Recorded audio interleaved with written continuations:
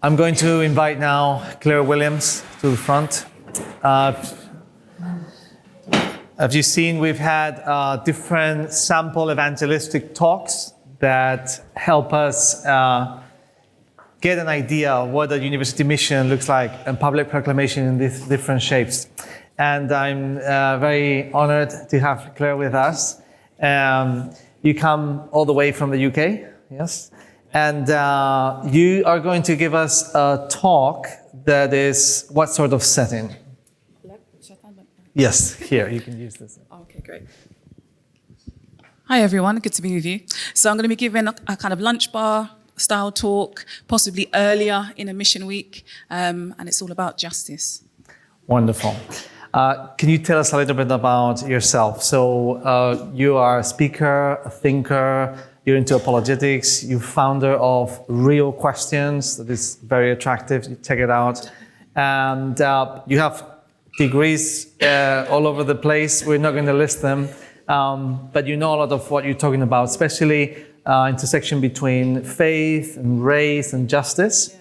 Yes. What can you tell us that now that we're in a small group, private petit comité, what can you tell us about yourself that usually people don't know? I like to cook.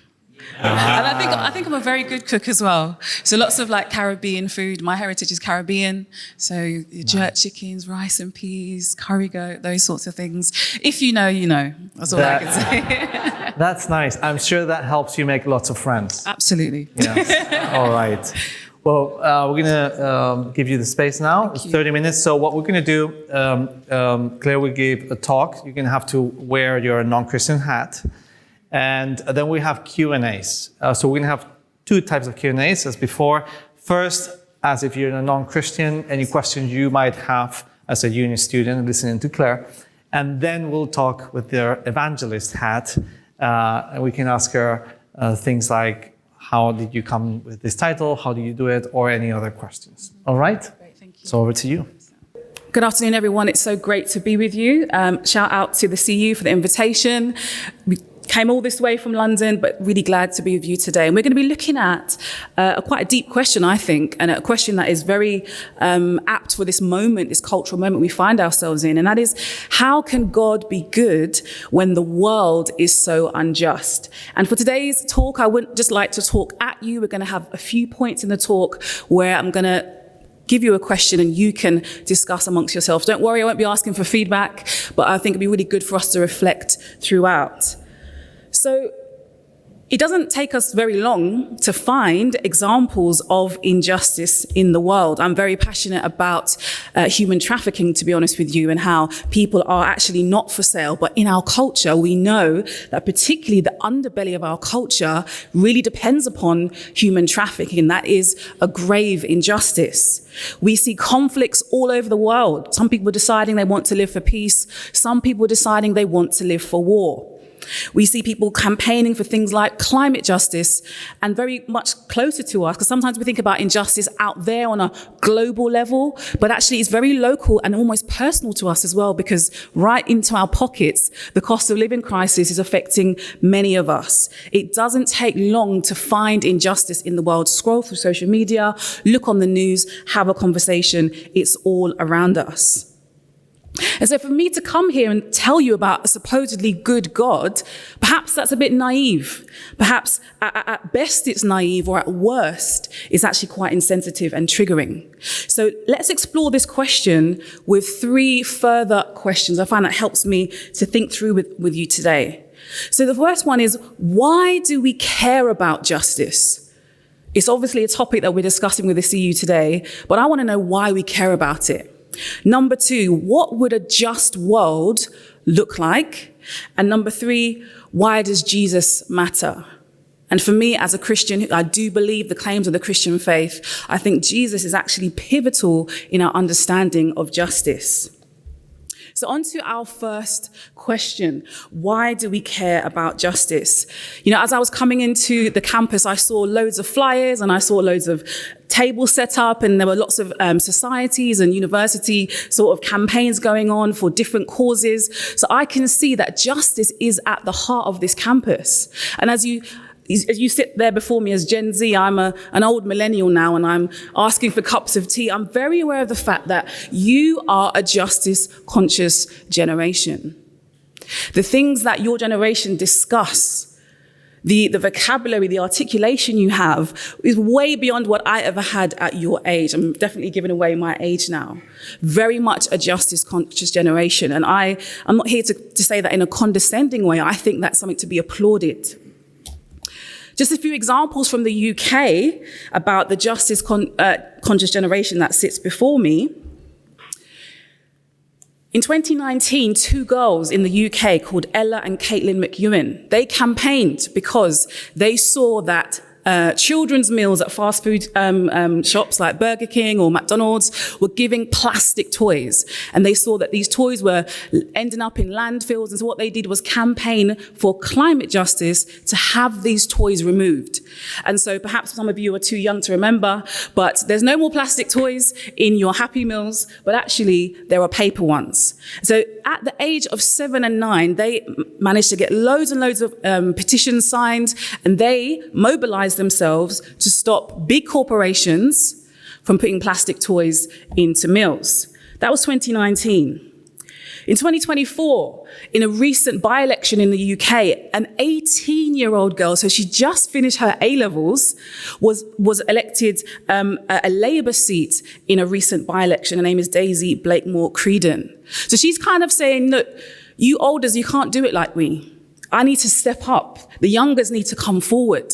She is politically motivated. She's standing for political justice. The justice-conscious generation is before us. And I'm not really into football, so I'm sorry if I offend anybody for showing this image here and who he plays for. But Marcus Rashford, I've got nothing. But Marcus Rashford, a great football player, in 2020, so when he was 22, this was during COVID, where the UK government at the time was trying to manage the crisis, and there were many families who needed support for meals. And so because kids were out of school, they weren't given their free school meals anymore, and so the government gave parents and families a meal ticket so that they could go to shops and get food. But then all of a sudden, the government said, we're going to stop it for over the summer. And then Marcus Rashford wrote an open letter. So he was using his platform as a football player, okay, endorsed by lots of brands, used his platform to write an open letter and actually managed to make the government, Boris Johnson at the time, U-turn. 22 years of age, having that impact in the public square. And in this open letter, he talked about how when he was young, he grew up in a single parent family and how school lunches were given to him. And that was what helped him in his education. But he said this, and I think this is getting to the nub of our first question. Why do we care about justice? He says this is not about politics. This is about humanity. Looking at ourselves in the mirror and feeling like we did everything we could. Can we not all agree that no child should go to bed hungry? And so this request moves from just give me a meal ticket, but actually it becomes a justice issue that no child should go to bed hungry. What's very interesting because Rashford assumes that we should all agree. And if you're not in agreement, then there's something wrong with your justice metric. There's something wrong with your morality. Can't we all agree? So when we say things aren't fair, when we say things aren't just, we assume that people should agree with us. It's a matter of fact. Before we get into that a little bit more, I'm going to hand over to you, and I want you to think about, are there any other Gen Z activists that you admire? Have a little discussion amongst yourself. I'm going to give you 30 seconds tops. Are there other Gen Z activists that you admire? Okay. We're going to bring this back together. And maybe there are some budding activists amongst us. We're going to bring this back. How can God be good when the world is so unjust? And our first question we're looking at is, why do we care about justice? Well, Marcus Rashford assumes that we should all care that no child goes to bed hungry. And if you don't have the same assumption as him, then perhaps there's something wrong with you. And if you notice, when we think about justice, justice is not this abstract thing out there. Justice, it applies to people. If I show you this sign here, I'm so angry I made a sign. We don't just go protesting because we want to. Even this little baby, she has something to say. I can't decipher it, but she's got something to say. Justice applies to people. It is not just an abstract idea out there. It must be applied to change people's lives.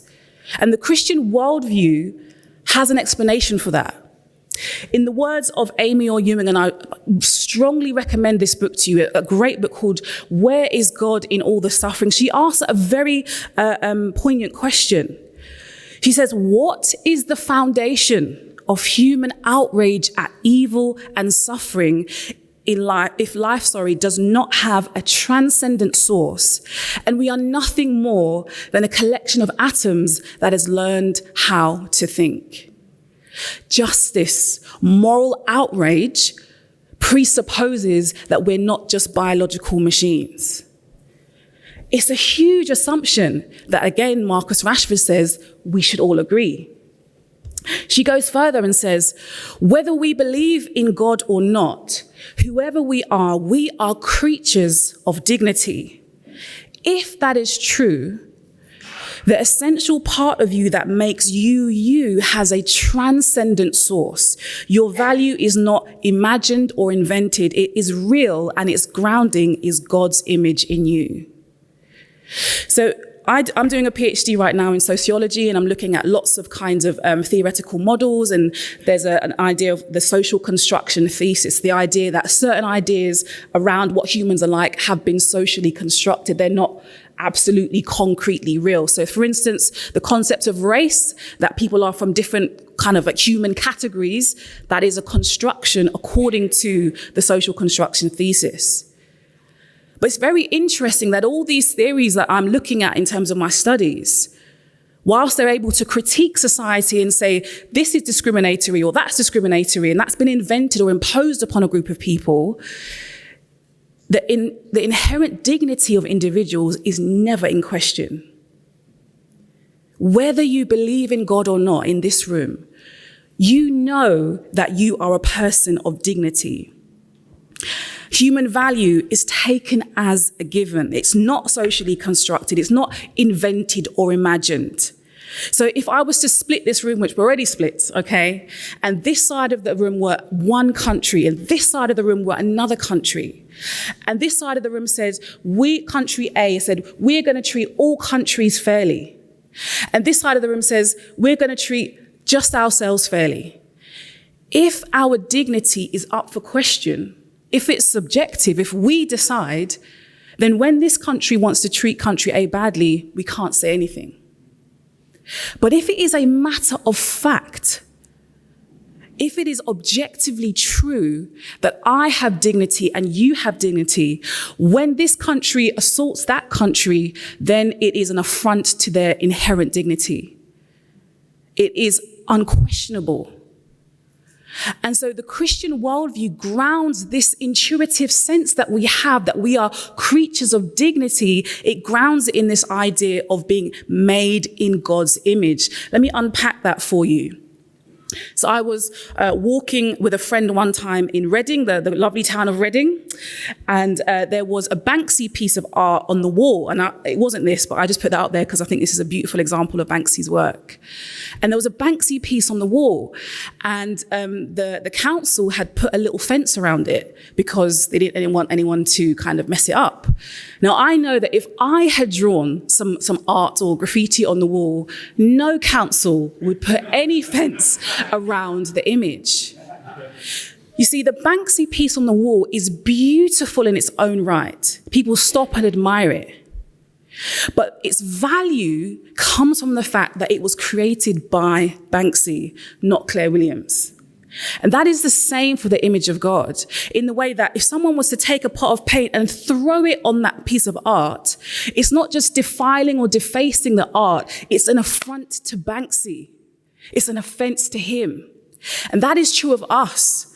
Christians, we believe that we have been created by God. And so when you are a victim of injustice, when you are facing something from a system or a person, individual that is unjust towards you, the God of the Bible feels that deeply. It is an affront to him.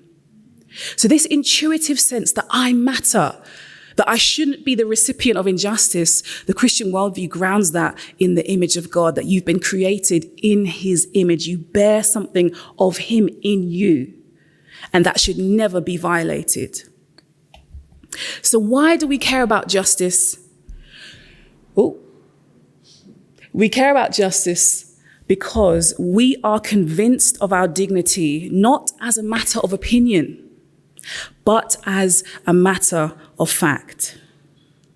And so my question to you to be thinking about is, does this intuitive sense of human dignity that I shouldn't be violated, is that actually pointing to a creator rather than away from one? So for the moment, I would like you to turn together one more time and discuss this question, which is, how do you respond when someone questions your dignity? We'll be back together in just a minute.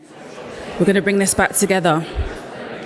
How can God be good when the world is so unjust? And on to our second question, what would a just world look like? We've established that we have this moral outrage. We have this intuitive sense that we are creatures of dignity.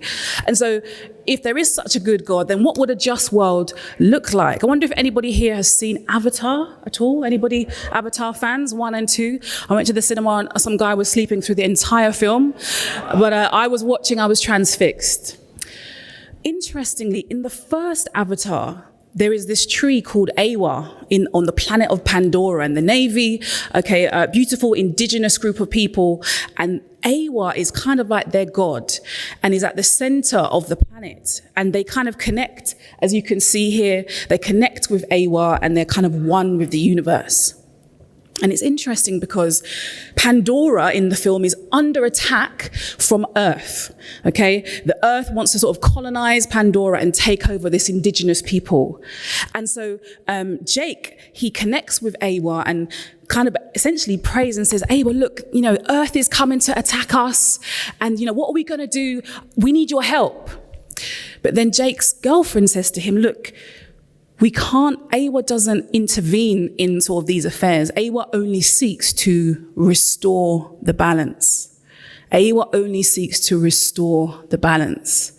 Now, when you're watching Avatar and it looks so blue and beautiful, words like that sound very poetic. It sounds, restore the balance. But as I was thinking about it, I was like, no, thank you. I want a God who is going to take sides, who is going to see injustice and act for the oppressed, act for those who have been harmed, who have been violated. There is no restoring the balance about this. Justice must be served. And the God of the Bible is not like Awa. The God of the Bible is one who takes up for the oppressed. And actually, when you read the whole of the Bible, and you've got a section of the Bible here with you today, but particularly the Old Testament books, the Hebrew Bible, you see the prophetic books where God is constantly talking about the widow, the orphan, the poor, the underdog. How are you treating them? So perhaps a good God isn't one who just kind of essentially stands back. And funnily enough, in the film, Awa does intervene. It wasn't just about balance, it was about taking sides. But perhaps a good and just God is one who does intervene and get their hands dirty and make a judgment upon what is wrong with the world.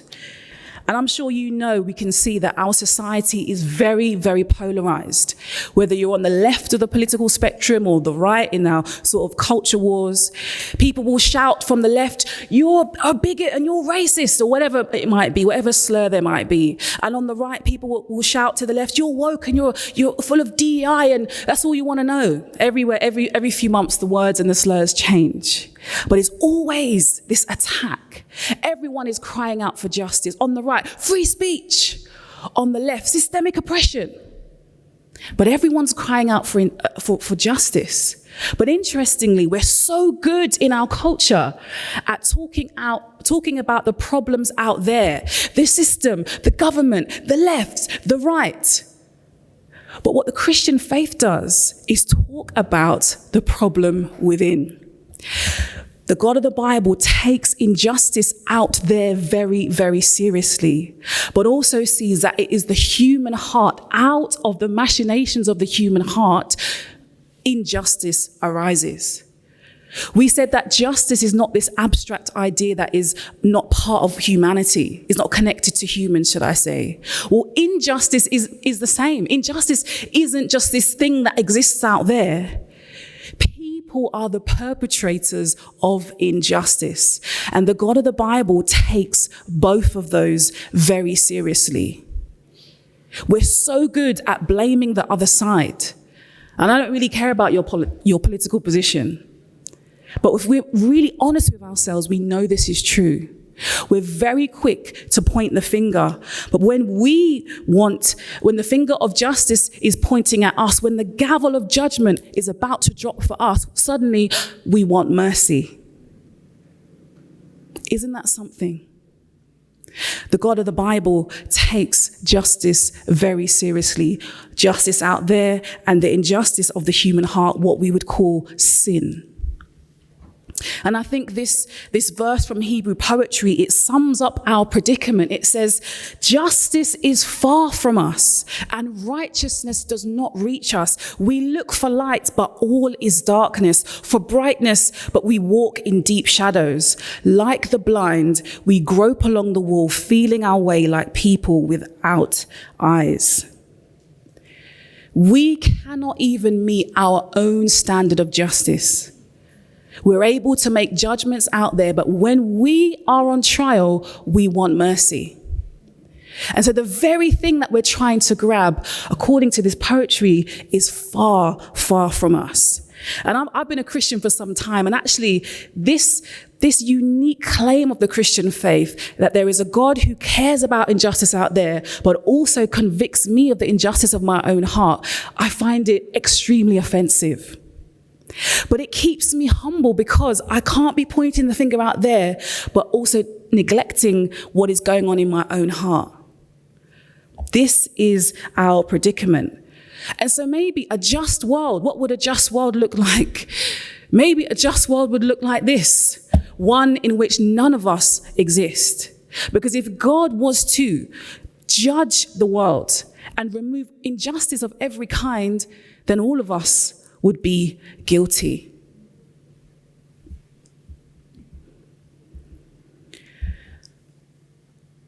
Why does Jesus matter? And this is where the story gets better. That's pretty bleak to think about the fact that if I'm honest with myself, contribute to injustice in the world. I have a mobile phone, like many of us in this room do. And every time I get an upgrade, every 24 months, I'm relying upon a child miner in the Democratic Republic of the Congo to go down a mine and get cobalt for me to upgrade my phone. And the corporations who sell these phones are completely not held to account for it. I am in this web, this network of injustice, this web and network of sin. So why does Jesus matter? Well, we're in a bit of a catch-22 predicament. Justice out there, but we don't want to face it in here. The Christian worldview presents a God who is good enough to do something about this predicament. And at the center of the Christian faith is Jesus. And you all have a copy of Mark's Gospel, one of the eyewitness accounts of Jesus. And you will see that Jesus hasn't only done something to fix the problem, but actually has endured injustice himself. Jesus lived under Roman occupation. He knows what it feels like to live under the authority of an outside. That kind of oppression that happens to a nation. Jesus, his parents were refugees. And we know that because his parents had to travel for safety in the face of persecution. Jesus was poor. We know that from the type of offering that his parents offered when he was a child. They couldn't afford a lamb. They had to offer birds instead. Jesus fraternized with outcasts. In your very copy of Mark, you can find this. He talked to people who were blind, who were poor, who were women. These were all outcasts of the day. Jesus wasn't afraid to engage with the injustices of his time. Jesus was interrogated by the religious elite. How dare you talk about yourself in this way? Dealing with the injustice of the powerful. He was speaking truth to power. Jesus was underestimated and criminalized. In John's gospel, we hear that someone said, can anything good come out of Nazareth? It's like, can anything good come out of Lewisham? Yeah? Can anything good come out of the ghetto? Really? Jesus was underestimated and he was criminalized. He endured injustice himself. Jesus endured an unfair trial. We see in Matthew's gospel that a lot of the witnesses, they were telling tales and their stories were not matching. This is all given in accounts of the gospels that we have. Jesus was betrayed by close friends. The people who said, I'm going to stick with you, man. When the time came, they could not be found. Jesus endured a humiliating execution, so much so that we know crucifixion was the kind of death preserved for the poor and non-Roman citizens. The God of the Bible doesn't just take justice seriously and make judgments, but the God of the Bible knows what it feels like to suffer injustice. And maybe you see yourself here. This is the God of the Bible. But the story doesn't just end there. Having a God who knows what it feels like is a beautiful thing. But actually, what is the remedy for this catch-22, the injustice out there and the injustice in my heart? How do I see the goodness of God? Well, in the cross, we see God's righteous judgment poured out upon himself in Jesus. The judgment needed to be made. And at the center of the Christian faith is the cross. How can God be good when the world is so unjust? Well, he took the judgment upon himself. That is the goodness of God. To step into human history, to experience injustice, and also do something about our heart problem.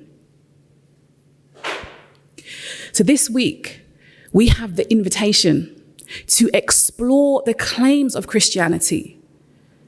The CU here are willing to read through the life and the claims of Jesus to see if this God can be trusted. This isn't just a question about does God exist, but it's a question about what kind of God is he? A question of his nature, a question of his character. I would submit to you that God is good despite injustice in the world, because the Christian worldview affirms our cries for justice. It doesn't gaslight us and say, there's nothing wrong with the world. It affirms the idea that something is wrong and we cry out for justice. It identifies injustice out there and in our own hearts. It introduces us to a God who knows what it feels like to experience justice and actually points us to a merciful, good judge. Thank you so much for listening.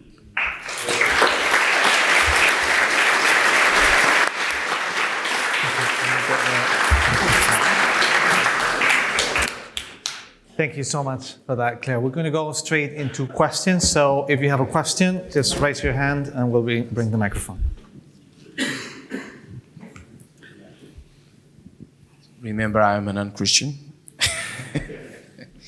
Yeah. You talk about the injustice. Yes, we humans commit a lot of injustice to each other. But you said injustice is caused by human beings. And, first of all, you said that God created, or Christianity says that God created us. So isn't it his fault that we are as we are? And by the matter of fact, and what about the natural tragedies? They are not our fault. So there are bad things that happen, for instance, for animals that we don't even know. For example, the violent death of the dinosaurs? What about who is this God that permits first creates us imperfect and make us be violent to each other and unjust to each other, and he permits a nature that is violent and it is unjust. I don't want to follow this God. Thank you for the question. I'm going to push back slightly on the question, because you talked about the idea of God making us violent towards each other. One of the claims about the Christian faith is that the God of the Bible has created us with free will, because God's nature is essentially love. And for us to be in a loving relationship with anybody, let alone God, that has to be entered into, freely chosen. And so one of the byproducts of which I think is a very good gift, and if you watch any kind of dystopia, any science fiction film of the future to come, what is always under threat is humanity's free will. Okay, that is the crux of every kind of sci-fi dystopian picture of the future. We treasure free will so much. And so in order for us to choose or refuse God, he has to give us that gift of free will. But a byproduct of free will is that some people use that gift to harm others. And so for me, what is the greatest good? Is it free will, or for me to be an automaton just doing things to love and be kind to people? I think that actually the greatest good God has given us is the freedom to choose or refuse him. And with that comes a lot of the moral evil we see in the world. With regard to natural disasters, or natural evil, you could say, there's a slight contradiction in terms, because if something is natural, we're saying it's just how the world works. It's how the world, tectonic plates move and, disasters will happen. But is it just natural? Okay, is that just the way the world exists? But as soon as you say natural disaster or natural evil, you're making a moral claim. Okay, you're saying you're adding a moral category to something that is supposedly natural. And so there are some Christians who will take the view that natural disasters are only evil or hurt our lives when we are living in those areas and there's a loss of human life. So if there is a volcano and it enters into a town and kills lots of people, then that is when it becomes a natural disaster, because there's a loss of human life. Whereas if that was an unpopulated area and it just happened, that's just natural. That's just the way the world works. So there are some Christians who would explain it in that way. What do we mean? Is it about the loss of life? Or others who would say that actually from the creation account, so the idea that God created the world good, and whether you take it literally or figuratively, the Genesis account, because we have turned away, because our hearts have rebelled against God, the whole of creation is out of kilter. And we see that in a lot of the natural disasters around the world. But thank you so much for your question. I would recommend a great book by Sharon Diricks. It's called Broken Planet, where she explores that a lot. Thank you. Okay. Thank you for your talk. Very informative. I've been digging into Christianity, and you mentioned the Old Testament. And how just the God of Christianity is. But I stumbled upon some passages where God commanded his people to wipe out other peoples. And amongst those people, there were widowers and young children. And the whole population had to be wiped out. Not just the soldiers who were killing other people unfairly, etc., but innocent victims commanded by the God of the Bible to wipe them out. So isn't the God you're presenting unjust himself? Thank you for that question. I think the conquest narratives that we have in the Old Testament are very tricky, and we need to be able to engage with them well. So thank you for that. And there's a great book by Helen Painter. It's called God of Violence Yesterday, God of Love Today. I recommend that. And she talks about this ethical anxiety that we feel, which I think you've expressed really clearly for us. We should read these passages and our back should go up and like, what's happening here? A couple of things I would say about that is when you read some of the conquest narratives, let's say in the book of Joshua, there is kind of evidence to say that particularly around Jericho, the town of Jericho wasn't a kind of kind of country that was massively populated with civilians, but actually it was a kind of military base. And so the attacks that Joshua would have kind of enacted upon that town would have been to not civilians, but to army, to soldiers. Yeah. And then also when you look at the book of Judges, which follows the book of Joshua, you see some of the nations that were called to be wiped out actually reappear in the account. So there wasn't a wiping out in terms of exterminating, like genocidal wipeout there. What Helen Painter calls it is this idea of breaking a country militarily, okay, because what they were doing, what they were practicing was not of God. So I think having that kind of understanding about the nuances of this, and also again, there's ideas around the language of hyperbole and the military language of, go to a football match, we wiped them out. No, you didn't. You just won them. You just won the game really well. I think someone mentioned Madrid and Barcelona, that kind of thing. You crush them. And so actually, when you read texts, other ancient texts that talk about battle, nations that aren't in the kind of the biblical account, you see that they talk about battle. We wipe them out, we exterminate in a similar way. So there is something stylistic about this as well. Those are just a few ideas, but I would recommend God of Violence yesterday and God of Love today. And secondly, another book called Is God a Moral Monster? And that's by Paul Copan. But I would land with this, and I'm saying this as a Christian, and I'm not saying it because I'm saved and I'm comfortable, but I do think that as particularly a Western culture, we are uncomfortable with God's prerogative to judge. Because I mentioned during my talk, the child who's going down the mine to pick out cobalt for my phone isn't thinking, oh, what a horrible God to judge. Why would God judge, or why would God do this? They're thinking, will not the judge of the earth do right? So I think sometimes our position in culture gives us, for want of a better phrase, and I really need a better one, but gives us a kind of a bougie attitude to judgment and to justice upon wrongs and harms. And we know that some of the practices that we see in the Old Testament of other nations were harmful to children and those sorts of things. So thank you for that question. Thank you for your talk. You just brought up the cobalt mines again. I'm sorry that I have to ask this question. You gave us a couple of models of people who took action to change things. If you're concerned about the cobalt mines, don't get the upgrade every 2 years. Yeah. Why do you do that? Yeah. So you could change things. You could be a change agent. Instead, you tell us that you need this God to change stuff, but actually, those people probably weren't Christians who made sure that the plastic toys were left out of the meals. Why don't you take action? We don't need God for that. Thank you for that.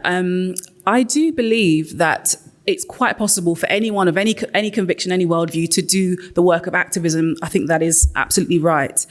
But what my talk was trying to pinpoint was what is grounding that intuition. And I think on a naturalistic worldview, it is very difficult to ground the intuition that we have, or the fact that we have human dignity and that we should fight for justice. Because if we are, dancing to our DNA, if, there is no good, no evil, just blind, pitiless indifference, then why bother get upset? In 2020, when I saw horrible images of people being abused by police in the US, okay, I didn't just go, oh, well, and sit down. It affected me across the world. And so my question isn't that we should do something, being a Christian makes us be able to do things. That's not what I'm saying. I'm saying what grounds that intuition. And I think on a naturalistic worldview, it is much harder to explain.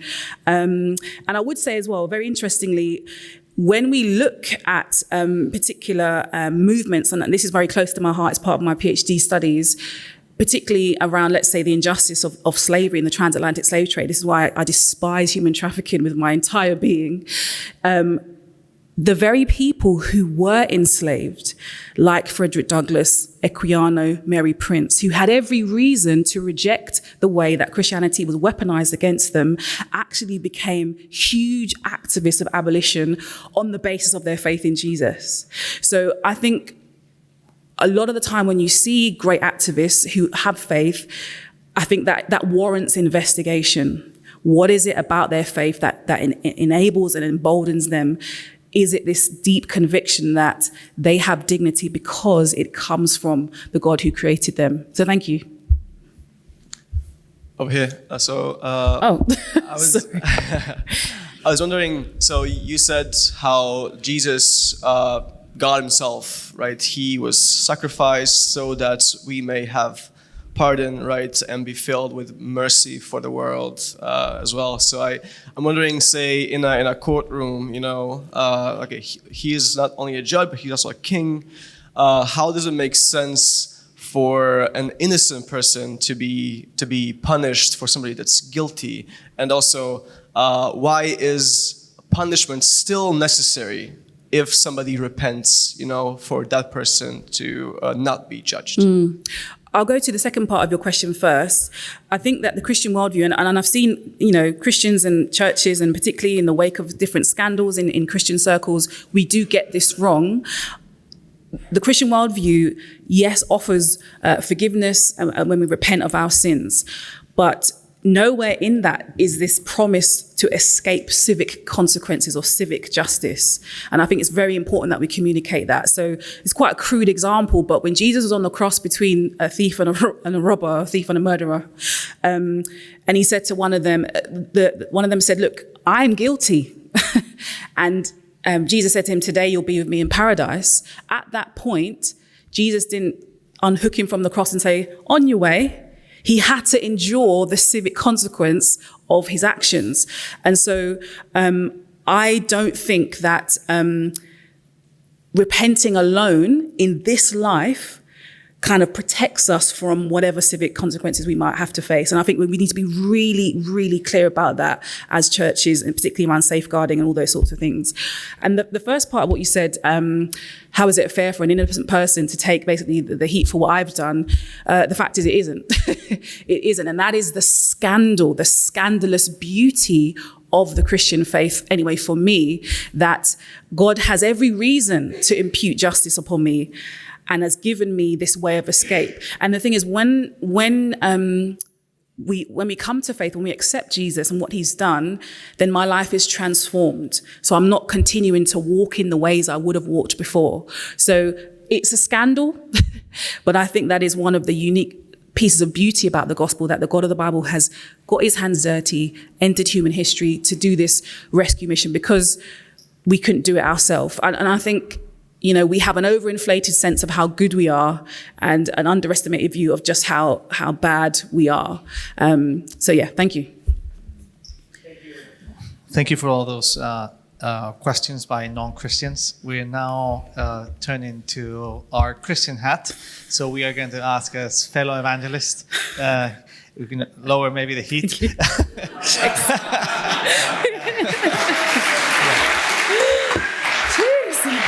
Well done. Well done. Can I have some more water? Yes, we'll get you water for the next phase. But thank you so much, Claire. We have the first question. There's maybe room only for 3 Christian questions. Yeah. Thank you so much, Claire. This was very insightful and really, just thought-provoking for me as well. Thank you. I remember I went to a seminar you once did on how we as evangelists can do justice in the words and the examples we use. And you've just spoken about the abolishment of slavery, and you have used examples, and I would normally use another example of William Wilberforce. Can you maybe repeat what you taught us there? Because I think it might be really helpful. It has really, really spoken to me so clearly. Why have you used the examples you've used and not William Wilberforce? Yeah, thank you for that, Julia. Just to preface my answer, when I was training in apologetics at OCA, the Oxford Centre for Christian Apologetics, we were kind of taught you need to have a talk on sexuality, on scripture, on science. There's one other thing, can't remember what it is. But actually, I think we also need to have a talk. We need to be prepared to talk about slavery. Yeah, we need to be able to talk about it in terms of the Old and New Testament, and obviously the transatlantic slave trade and human trafficking today. So what I found amongst Christians when we're asked about slavery and the transatlantic slave trade, etc., Wilberforce, Wilberforce and the Clapham sect, and that's where we run to. And I am not here to deny the work that Wilberforce did. Absolutely, yes and amen. I think Daniel Gilman, in the academic stream there, he can talk about Wilberforce's work. But actually, there was at the same time a huge body of literature, of testimony from the enslaved. Okay, so people like Frederick Douglass, people like Olaudah Equiano, Mary Prince, Harriet, it's not Harriet Beecher Stowe. Sorry? Not Tubman, there's another one. Anyway, I can get a list to you, but there's lots of, basically, if you literally, you can go on to, is it Project Gutenberg, and just find slave narratives. And interestingly, what you will find is that the enslaved were able to critique the weaponizing of Christianity. This isn't a docile account of, I'm just going to believe what my master says. Actually, there's lots of information which shows us that Christianity was withheld from the enslaved, because if someone becomes human because they're a Christian, how can you enslave them? Yeah. So it was withheld from them. There's a great book by Catherine Bergner, I think, called Christian Slavery. Catherine Gerbner, called Christian Slavery, and talks about that. So the accounts of the enslaved show that they were able to critique the slave trade, okay? And they were convinced of who Jesus was. Now that warrants investigation. If a person is abused in a marriage, okay, and campaigns against domestic violence, but still wants to get married, they still believe in the institution of marriage, that warrants investigation. I want to sit up and listen to that person. Similar analogy with the enslaved. They had every reason to reject Christianity, but they didn't. They were convinced of who Jesus is.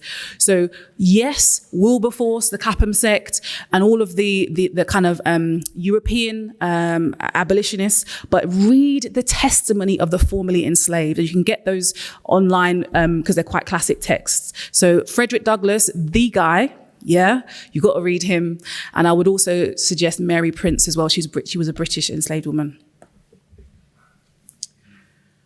Yes, hi. Thank you.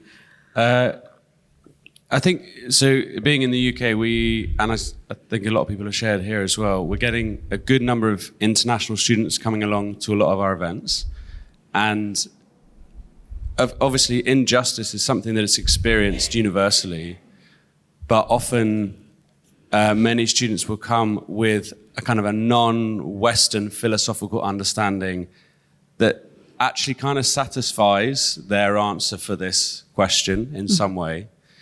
So if you were having a kind of a more global audience, would you kind of address some of those worldviews slightly? So whether that's kind of Buddhist, karmic,